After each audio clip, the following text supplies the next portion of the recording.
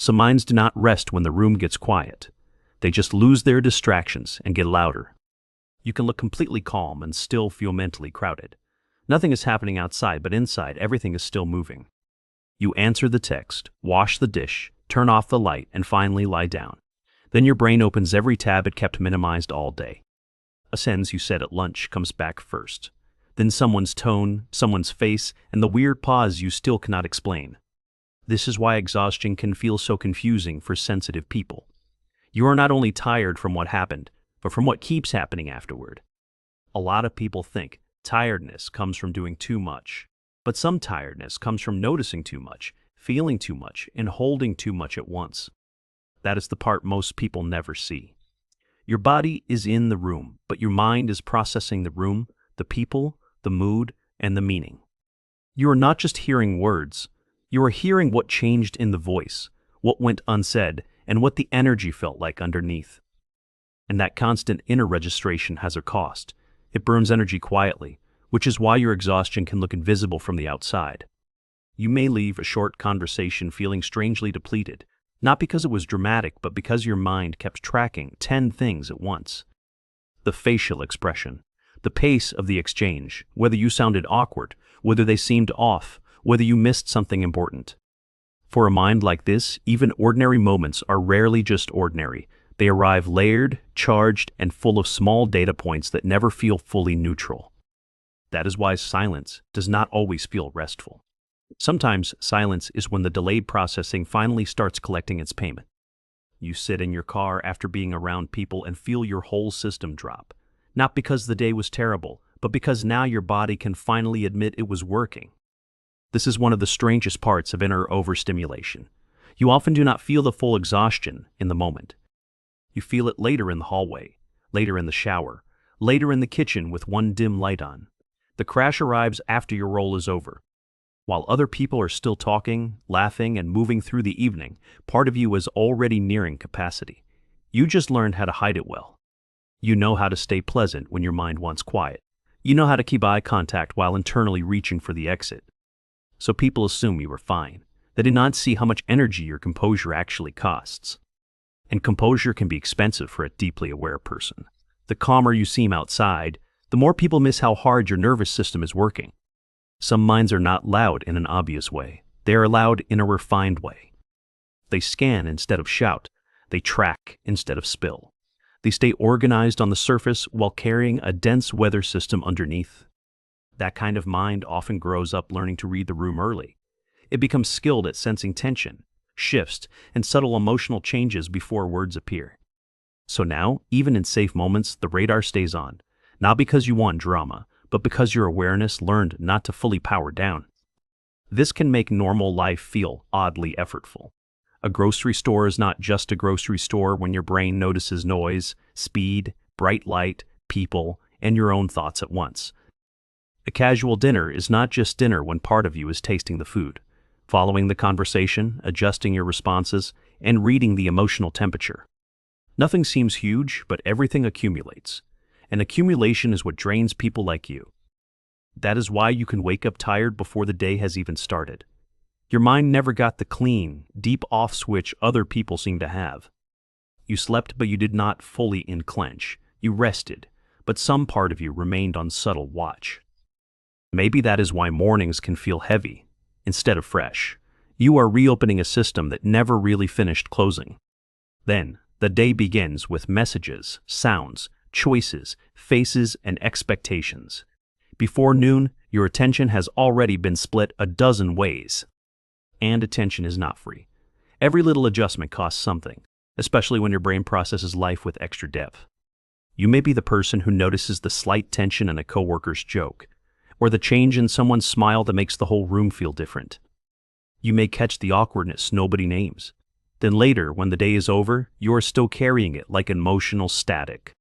That is another hidden reason some minds never feel fully off. They do not just process personal stress, they absorb ambient stress. Other people's energy does not always bounce off you. Sometimes it lingers, settles, and quietly blends into your own mood. You can walk away from a tense interaction thinking you are fine. Then 2 hours later, your chest feels tight and your patience is gone. It is not random. Your system is still sorting what entered it. Sensitive minds often have delayed reactions. The emotional impact arrives after the event, once there is finally enough quiet to feel it. That delay can make you question yourself. You think, why am I so tired now when nothing bad is happening anymore? But something did happen. Your system was busy carrying more than it showed. And because you look capable, people rarely measure your effort correctly. They see the finished version of you, not the internal labor it took to appear that way. They do not see the mental rehearsing before a simple call. They do not see the recovery time after a normal afternoon. They do not see you standing in the bathroom for an extra minute, just breathing, staring, and trying to come back to yourself. A mind like this can make home feel like a decompression chamber. The front door closes, and only then do your shoulders begin to tell the truth. Sometimes the first real exhale of the day happens in your kitchen. No one is asking anything from you, and your face can finally drop. But even then, the mind may not let go right away. It keeps reviewing, comparing, organizing, and replaying tiny, unfinished pieces. That is why rest can feel strangely active. You are sitting still, but internally the work shift has not ended. And nighttime often makes this clearer. The world gets dim, the ceiling gets quiet, and suddenly every unresolved fragment wants attention. You replay the moment you were too quiet, the message you should have answered differently, the expression on someone's face that might mean nothing but might not. This is not vanity, and it is not weakness. It is what happens when awareness has nowhere to go. A highly observant mind does not just drop experience when the scene ends. It keeps turning the object in its hands, searching for shape and meaning. That sounds useful, and sometimes it is. It can make you thoughtful, intuitive, prepared, and deeply considerate. But when that same ability never disengages, it stops being insight and starts becoming load. Even good awareness can become exhausting when it never clocks out. That is the part people rarely talk about. Depth is beautiful, but constant depth is heavy. Being emotionally aware sounds like a gift until your body has to pay for it daily. Then it feels less like wisdom and more like quiet overexposure. You can know exactly what someone else is feeling and still not know how to protect your own energy from it. You can understand people deeply and still end the day completely wrung out. Sometimes you are not tired because life is objectively hard. You are tired because your system experiences life with very little insulation. The lights feel brighter. The conversations feel longer. The mood shifts feel sharper. The leftovers last longer inside you. And because none of that looks dramatic, you may minimize it. You tell yourself you should be able to handle what everyone else handles. But you are not handling the same amount. You are handling the visible event and the invisible echo. That echo is where a lot of your fatigue lives. Not in the moment itself, but in the mental afterlife of the moment. The meeting ends, but your brain keeps editing your words. The visit ends, but your body keeps carrying the atmosphere. The text conversation stops, but your mind keeps scanning for hidden tone. That is how a 5-minute thing becomes a 2-hour drain. And over time, this creates a life that looks manageable on paper, but feels exhausting in the body. Nothing is huge, yet everything feels full. You may even feel guilty for needing so much alone time, but alone time is not always avoidance for people like this. Sometimes it is biological honesty. It is the only environment quiet enough for your system to process what everyone else already moved past. That is why canceling plans can feel less like laziness and more like survival. Not because you hate people, but because you have not finished recovering from them. This does not mean people are the problem. It means contact costs you more, even when the contact is warm. You can enjoy someone deeply and still feel tired afterward. You can love the conversation and still need 3 silent hours to find your center again. That contrast confuses many sensitive people. They assume if something was good, it should not leave them depleted. But pleasant stimulation is still stimulation. Warmth still activates the system, especially when you are deeply present for it. And deeply present people rarely participate halfway.